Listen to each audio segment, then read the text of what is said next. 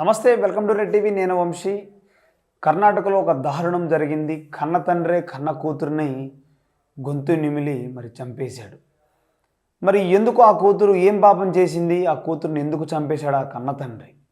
మరి కన్న తండ్రి కంటే కసాయి తండ్రి అంటాం అనేది ఒక బెటర్ అనిపిస్తుంది నాకు. ఎందుకు తప్పులేదు తండ్రిని అలా అనడంలో, ఎందుకంటే పరువు హత్య. కర్ణాటకలో ప్రేమించిందని కులాంతర వివాహం అని, వేరే క్యాస్ట్ అని ఈ విధంగా భావించి కూతురు తన మాట వినట్లేదని కూతుర్ని గొంతు నిమిలి చంపేశాడు. నా కూతురు నా మాట వినలేదు, ఆత్మహత్య చేసుకుందని క్రియేట్ చేయడానికి ట్రై చేసిన తండ్రి తన గొంతు నిమిలి చంపేసిన తర్వాత నోట్లో పురుగుల మందు పోసాడు. అంటే తన అంతరకు తనే చనిపోయింది, బలన మరణానికి పాల్పడ్డది, ఆత్మహత్యకు పాల్పడ్డది. ప్రేమించింది నేను వద్దని చెప్పినందుకు నా మాట వినకుండా ఇలా సూసైడ్ చేసుకుందని క్రియేట్ చేయడానికి ట్రై చేశారు. కానీ అప్పటికే పోలీసులకు సమాచారం అందింది. పోలీసులు ఎమ్మన్నే ఘటనా స్థలానికి వెళ్ళారు. పోలీసుల విచారణ ప్రకారం చూస్తే మనకు గొంతు నిమిలినట్టు ఇక్కడ అంతా కనిపిస్తుంది. అక్కడ మరి కులాంతర వివాహం చేసుకుంటే తప్పేంటి? మరి మనం ఏ సమాజంలో ఉన్నాం, ఏం జరుగుతుంది? ఇంకా ఇక్కడ పరువు హత్య, కేవలం పరువు పోతుందని ఒక ఆలోచనతో కన్న తండ్రి కన్న కూతురిని చంపేశాడు. ఫుల్ డీటెయిల్స్లోకి వెళ్దాం, ఒకసారి పూర్తి వివరాలకు వెళ్దాం మనం ఒకసారి. రైట్, కర్ణాటకలో ఈ విషయం జరిగింది. శంకర్ అనే తండ్రి, కవిత తండ్రి, ఇంకా తనతో కవితకి ముగ్గురు అక్కలు ఉన్నట్టుగా తెలుస్తుంది. మరి తను వేరే వాళ్ళు వెళ్ళిపోతే ఈ ముగ్గురికి పెళ్లి చేయలేనేమో, నా కూతుర్లకి పరువు పోతుందేమో, వీళ్ళిద్దరికి ముగ్గురికి పెళ్లి కాదేమో, ఎలా చేయాలని అర్థం కాక పరిస్థితిలో చేసినట్టుగా చెప్తున్నారు. మరి వేరే ఇంటర్ కాస్ట్ మ్యారేజ్ చేసుకుంటే పరువు ఏం పోతుంది, ఎక్కడ పోతుంది? ఈ సమాజంలో ఇంకా పరువు, తర్వాత కులం, ఇవన్నీ ఇంకా ఉన్నాయి అంటే ఖచ్చితంగా ఉన్నాయి. ఇవన్నీ మైండ్లో పాతుకుపోయినాయి కొన్ని మందికి. మరి వాళ్ళని మనమే చేసుకోవాలి, వేరే వాళ్ళని చేసుకోకూడదని. మరి కవిత ఏం పాపం చేసిందని గొంతు నిమిలి కన్న కూతుర్ని కసాయి తండ్రి చంపేశాడు. మరి ఈ సంఘటన బయటికి రాకూడదని నా కూతురు తనంతరకు తనే చనిపోయిందని నోట్లో పురుగుల మందు పోయడానికి పోసాడు. నా కూతురు చనిపోయింది, ఇలా వేరే వాళ్ళని ప్రేమిస్తానని చెప్పినప్పుడు నేను వద్దని చెప్పినా నా మాట వినలేదు, నన్ను బెదిరించడం కోసం తను ఆత్మహత్య ప్రయత్నానికి చేసినట్టుగా క్రియేట్ చేశాడు దాన్ని. కానీ అది అప్పటికే పోలీసులు సమాచారం అందింది, వచ్చారు. తండ్రిని అరెస్ట్ చేసినట్టుగా తెలుస్తుంది. తండ్రితో పాటు ఇంకొక ఇద్దరు వ్యక్తుల మీద అనుమానంగా ఉన్నట్టుగా పోలీసులు వ్యక్తం చేస్తున్నారు. ఇక్కడ జరుగుతున్న విషయాలు మనం చూస్తే కేవలం పరువు హత్య. ప్రేమించిందని కూతురు తన మాట వినలేదని చంపేశారు.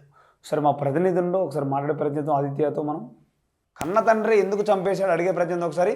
ఆదిత్య, అసలు ఏం జరిగింది, ఏంటి అసలు? కన్న తండ్రి ఎందుకు కసాయి తండ్రిలాగా మారి కవితను ఎందుకు చంపేశాడు? రైట్ వంశీ, కర్ణాటకలో ఇది ఒక విషాదకరమైన సంఘటన అని చెప్పుకోవాలి. పరువు కోసం అని చెప్పేసి కూతురు ప్రాణాన్ని తీసేశాడు ఒక తండ్రి. అంటే ఈ మధ్య కాలంలో పరువు హత్యలు మనం బాగా చూస్తున్నాం, పెరిగిపోవడం. అంటే కులం తక్కువ వ్యక్తిని అని చెప్పేసి, ప్రేమించిందని చెప్పేసి రకంగా చంపేస్తున్న ఘటనలు మనం ఎన్నో చూస్తాం. మన ఏరియాలో, తెలంగాణలో, ఆంధ్రప్రదేశ్ లో జరగడం, ఇలా రకరకాలుగా జరుగుతున్నాయి. ఇప్పుడు ఇది వచ్చేసి కర్ణాటకలో జరిగింది. కాలబుర్గ తాలూకా మేలకుంట్లో ఇది జరిగింది. ఇది కర్ణాటకలో ఉంది. సో లింగాయత్ వర్గానికి చెందిన కవిత అనే ఒక అమ్మాయి పురుగు వర్గానికి చెందిన మాలప్పతో ప్రేమాయణం అయితే సాగించింది. వీళ్ళిద్దరూ ప్రేమించుకున్నారు, పెళ్లి చేసుకుందామని కూడా అనుకున్నారు. కాకపోతే ఇది కులాంతర వివాహం కాబట్టి వీళ్ళ తండ్రి, అమ్మాయి తండ్రి శంకర్ ఎవరైతే ఉన్నారో అతను ఒప్పుకోలేదు. మా అమ్మాయి ఈ విధంగా వేరే కులానికి చెందిన వ్యక్తిని ప్రేమించింది అని చెప్పేసి ఆయన దీన్ని ఒప్పుకోకుండా కూతురుని అయితే బెదిరించడం జరిగింది. దీన్ని ఒప్పుకో అని చెప్పేసి. అయితే ఇంట్లో ఒప్పుకోకపోవడంతో వాళ్ళు పారిపోవడానికి అయితే సిద్ధపడిపోయారు. సో అలా ప్రియుడితో పారిపోవడానికి అయితే కవిత ఒక ప్రయత్నం అయితే చేసింది. సో ఈ ప్రయత్నం విఫలమైందని చెప్పుకోవాలి. ఈ విధంగా తన కూతురు వేరే కులానికి చెందిన వ్యక్తితో ప్రేమాయణం నడిపిస్తుందని, అతను వెళ్ళిపోవడానికి ప్రయత్నం చేసిందని చెప్పేసి తన తండ్రికి ఏమాత్రం వచ్చాక తన కూతురుని చంపేసే ఒక ప్రయత్నం చేశాడు. చంపేశాడు కూడా. సో గొంతు నిలిమి ఊపిరి తీసేసి అయితే చంపేశాడు. అది ఇప్పుడు అందరినీ కూడా కలిసి వేస్తుంది. మొత్తం కూడా అసలు కూతురు గొంతు ఎలా నిలుపుతాడు, అసలు అటువంటి మనస్తత్వం నాకు ఎందుకు వచ్చిందా అని చెప్పేసి అందరూ కూడా షాక్ అయిపోయాడు. అలా కూతురు గొంతు నిలిమి అయితే చంపేశాడు. అయితే ఈ తర్వాత ఇది బయటపడింది. ఇప్పుడు అతని తండ్రిని అరెస్ట్ చేసేశారు. మరో ఇద్దరు పైన కూడా పోలీసులు అయితే అనుమానాలు వ్యక్తం చేస్తున్నారు. అంటే అతని తండ్రికి ఎవరైనా సహకారం అందించారా, అతను ఒక్కడే చేశారా అని ఇన్వెస్టిగేషన్ చేస్తే ఇంకో ఇద్దరు పైన అనుమానాలు అయితే రావడం జరిగింది. ఆ విధంగా కర్ణాటకలో జరిగిన ఈ పరువు హత్య అయితే అందరినీ కూడా కలిసి వేస్తుందని చెప్పుకోవాలి.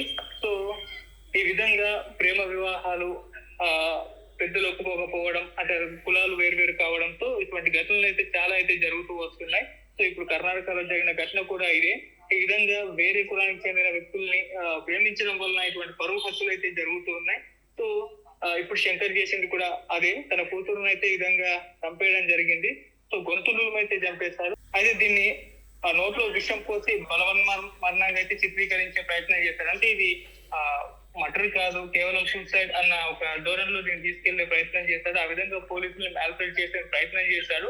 అంటే తన కూతురు విషం తాగి చనిపోయింది అన్నట్లు చిత్రీకరించే ప్రయత్నం చేశాడు. అందుకే నోట్లో విషం పోసే, అంటే ఆ విధంగా చనిపోయిందని చెప్పేసి, విషం తాగి చనిపోయిందని చెప్పేసి ఆ విధంగా కట్టుగా తల్లే ప్రయత్నం అయితే చేశారు. కాకపోతే అది వర్కౌట్ అవ్వలే. పోస్ట్ మార్టం లో కానివ్వండి, ఇన్వెస్టిగేషన్ లో తెలిసిపోయింది తన తండ్రి చంపేసి ఈ విధంగా నోట్లో విషం పోసి దీన్ని ఒక కుట్రపూరితంగానే ఇది సూసైడ్ అనే చిత్రీకరించే ప్రయత్నం చేసిన పోలీసుల దగ్గర అయితే దొరికిపోయాడు. ఇప్పుడు అతను అరెస్ట్ చేశారు. అతనితో పాటు ఇంకో ఇద్దరు పైన కూడా అనుమానాలు వ్యక్తం చేసి వాళ్ళ కోసం కూడా గాలిస్తున్నారు. ఏదేమైనా ఈ ఘటన అయితే ఇప్పుడు అక్కడ సెన్సేషన్ క్రియేట్ చేస్తుంది.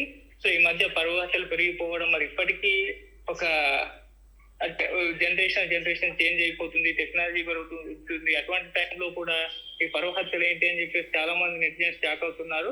సో అలా ఈ కర్ణాటకలో జరిగిన ఈ విషాద కథ అయితే మనం చూడొచ్చు కవిత విషయంలో. Thank you Aditya. Thank you. చూశారు కదా, కేవలం పరువు కోసం కన్న కూతురిని చంపేసుకున్న కసాయి తండ్రి. మరి ప్రేమించకూడదా? ప్రేమ వివాహం ఒప్పుకోపోతే అంటే చంపేస్తారా? మరి మనం ఎంత టెక్నాలజీలో ఉన్నాం, ఎన్ని జనరేషన్లు మారినా కూడా ఎలాంటి పరువు హత్యలు ఆగట్లేదు. ఎక్కడ చూసినా దేశవ్యాప్తంగా జరుగుతూనే ఉన్నాయి. మరి ఇవన్నిటికీ ముగింపు ఎప్పటికుంటుంది ఏంటి అనేది మనం చూడాలి. మరి ఈ కేసు పోలీసుల విచారణ ప్రకారం ఇంకా ముందరకు వెళ్ళే అవకాశం ఉంది. ఏ విచారణ తర్వాత బయట పెట్టే అవకాశం ఉంది. Thank you.